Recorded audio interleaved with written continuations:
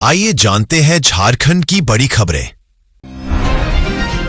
झारखंड के सारंदा में रुक रुक कर हो रही फायरिंग, 16 नक्सली ढेर, 2.35 करोड़ का इनामी भी मारा गया, शव जंगल से बाहर निकालने की तैयारी। चाईबासा के सारंदा जंगल से बड़ी खबर सामने आई है। गुरुवार को शुरू हुई सुरक्षा बलों और नक्सलियों के बीच मुठभेड़ शुक्रवार को भी जारी है। रुक रुक कर फायरिंग हो रही है और आज एक और नक्सली को मार गिराया गया। 2 दिनों में कुल 16 नक्सली ढेर हो चुके हैं। ऑपरेशन मेधाबुरु के दौरान कुमड़ी गांव के पास हुई यह मुठभेड़ झारखंड की अब तक की सबसे बड़ी मानी जा रही है। 2.35 करोड़ के इनामी अनलदा समेत कई बड़े नक्सली मारे गए हैं। इलाके में 4000 जवानों का सर्च अभियान जारी।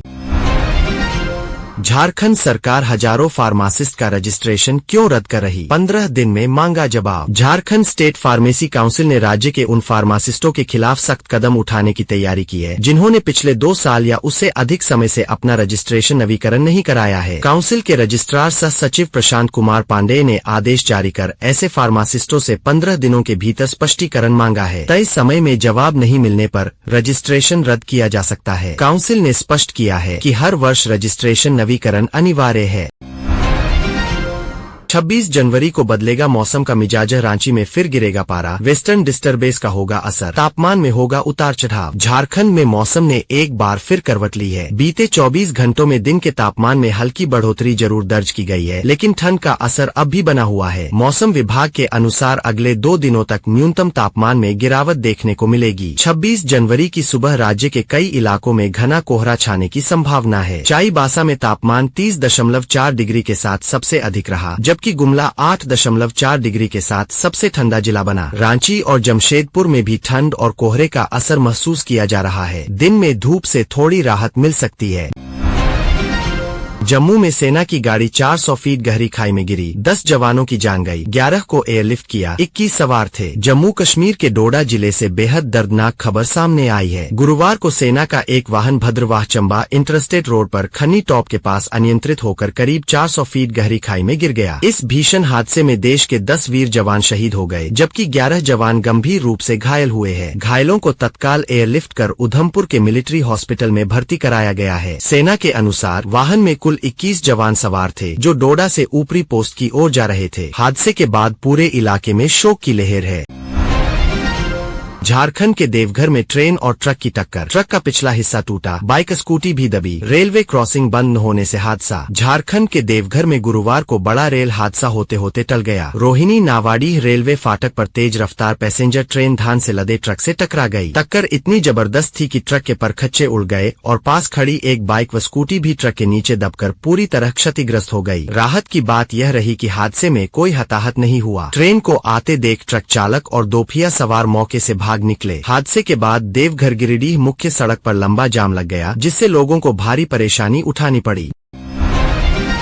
झारखंड सरकार का बड़ा ऐलान, 245 ब्लॉक में बनेंगे बीपीएचयू, किसे होगा फायदा। झारखंड की स्वास्थ्य व्यवस्था को नई मजबूती मिलने जा रही है। स्वास्थ्य मंत्री इरफान अंसारी ने बड़ा ऐलान करते हुए कहा है कि राज्य के हर ब्लॉक में ब्लॉक पब्लिक हेल्थ यूनिट यानी बीपीएचयू स्थापित की जाएगी। यह यूनिट प्रधानमंत्री Ayushman Bharat health infrastructure mission और 15वें वित्त आयोग की मदद से 203 करोड़ रुपए की लागत से बनाई जाएगी। कुल 245 ब्लॉकों में बनने वाली ये इकाइयां निगरानी, योजना, आपातकालीन तैयारी और त्वरित स्वास्थ्य प्रतिक्रिया का केंद्र होंगी। सरकार का लक्ष्य है हर नागरिक तक समय पर गुणवत्तापूर्ण और आधुनिक स्वास्थ्य सेवाएं पहुंचाना।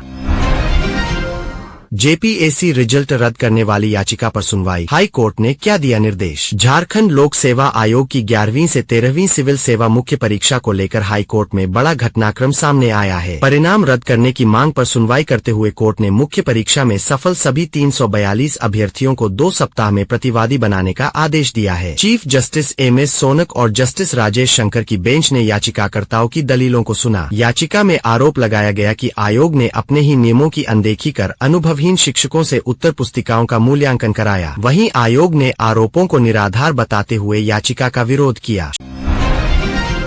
शराब घोटाला, छत्तीसगढ़ के शराब कारोबारी नवीन केडिया के खिलाफ लुकआउट नोटिस, एयरपोर्ट पर अलर्ट। झारखंड शराब घोटाले में बड़ी कार्रवाई सामने आई है। जांच कर रही एसीबी ने छत्तीसगढ़ के शराब कारोबारी नवीन केडिया के खिलाफ लुकआउट नोटिस जारी कराया है। यह नोटिस देश के सभी एयरपोर्ट को भेजा गया है ताकि केडिया विदेश न भाग सके। एसीबी के मुताबिक गिरफ्तारी नहीं होने पर उसे 3 नोटिस भेजे जाएंगे। इसके बाद भी पेश नहीं होने पर उसकी संपत्ति कुर्क करने की कार्रवाई होगी। केडिया पर कोर्ट की अवमानना का गंभीर आरोप है। गौरतलब है कि 8 जनवरी को गोवा से गिरफ्तारी के बाद ट्रांजिट बेल मिलने पर उसे 12 जनवरी को रांची में पेश होना था, लेकिन वह फरार हो। झारखंड में 300 करोड़ रुपए निवेश करेगी वेलस्पन, दावोस में सीएम सोरेन के सामने रखा प्रस्ताव। दावोस में आयोजित वर्ल्ड इकोनॉमिक फोरम के दौरान झारखंड के लिए बड़ी औद्योगिक उपलब्धि सामने आई है। मुख्यमंत्री हेमंत सोरेन और वेलस्पन वर्ल्ड के चेयरमैन बीके गोयनका के बीच हुई अहम बैठक में राज्य में करीब 300 करोड़ रुपए के निवेश का प्रस्ताव रखा गया है। यह निवेश प्लास्टिक उद्योग के क्षेत्र में होगा, जिसके लिए देवघर में प्रस्तावित प्लास्टिक पार्क को लेकर विस्तृत चर्चा हुई। वेलस्पन ने झारखंड में क्रिटिकल मिनरल्स और लॉजिस्टिक्स सेक्टर में भी रुचि दिखाई है। यह निवेश राज्य में रोजगार और आर्थिक विकास को नई रफ्तार देगा। जमशेदपुर में 24 अवैध बिल्डिंगों की मैपिंग पूरी, अब 72 फ्लोर पर गरजेगा बुलडोजर। जमशेदपुर अधिसूचित क्षेत्र समिति यानी जेएनएसी इलाके में अवैध निर्माण पर प्रशासन का शिकंजा कस गया है। हाईकोर्ट के सख्त निर्देशों के बाद अब बुलडोजर कार्रवाई की तैयारी तेज कर दी गई है। जेएनएसी क्षेत्र के 24 भवनों में नक्शा उल्लंघन की पुष्टि हुई है, जहां करीब 72 अवैध फ्लोर बनाए गए हैं। टाउन प्लानर के नेतृत्व में मैपिंग कर भवन मालिकों को नोटिस जारी किए जा रहे हैं। जवाब मिलने के बाद फाइल उपायुक्त कर्ण सत्यार्थी को सौंपी जाएगी। इसके बाद अवैध हिस्सों को ध्वस्त किया जाएगा। प्रशासन ने साफ किया है कि कानून तोड़ने वालों पर सख्त कार्रवाई तय है। जी रामजी पर राहुल गांधी के बयान से भड़की बीजेपी, लोकसभा नेता विपक्ष को बताया राम विरोधी। मनरेगा के स्थान पर लाई गई जी रामजी योजना को लेकर सियासत तेज हो गई है। नेता प्रतिपक्ष राहुल गांधी ने इस योजना पर तीखा हमला करते हुए विपक्ष को एकजुट होकर भाजपा के इस कानून का विरोध करने की अपील की है। राहुल गांधी ने यहाँ तक कहा कि उन्हें इस योजना के नाम की भी जानकारी नहीं है और यह समझ नहीं आता कि जी रामजी आखिर है क्या। इस बयान पर भाजपा ने पलटवार करते हुए राहुल गांधी को भगवान राम विरोधी बताया है। भाजपा का कहना है कि योजना में महात्मा गांधी के स्थान पर भगवान राम का नाम जुड़ने से कांग्रेस असहज है, जो उसकी सनातन विरोधी सोच को दर्शाता है। 16 साल से कम उम्र के बच्चे नहीं यूज कर पाएंगे सोशल मीडिया, इस राज्य में बैन लगाने पर चल रहा महामंथन। आंध्र प्रदेश में बच्चों के सोशल मीडिया इस्तेमाल को लेकर बड़ा फैसला लिया जा सकता है। मुख्यमंत्री चंद्रबाबू नायडू की सरकार 16 साल से कम उम्र के बच्चों पर सोशल मीडिया प्रतिबंध लगाने पर गंभीरता से विचार कर रही है। दावोस में वर्ल्ड इकोनॉमिक फोरम के दौरान IT मंत्री नारा लोकेश ने कहा कि कम उम्र के बच्चे सोशल मीडिया कंटेंट को सही तरीके से समझ नहीं पाते, जिससे उनके मानसिक और भावनात्मक विकास पर असर पड़ता है। सरकार इसके लिए मजबूत कानूनी ढांचे की तैयारी कर रही है। यह फैसला ऑस्ट्रेलिया के मॉडल से प्रेरित है। लागू होने पर आंध्र प्रदेश ऐसा कदम उठाने वाला देश का पहला राज्य बन सकता है।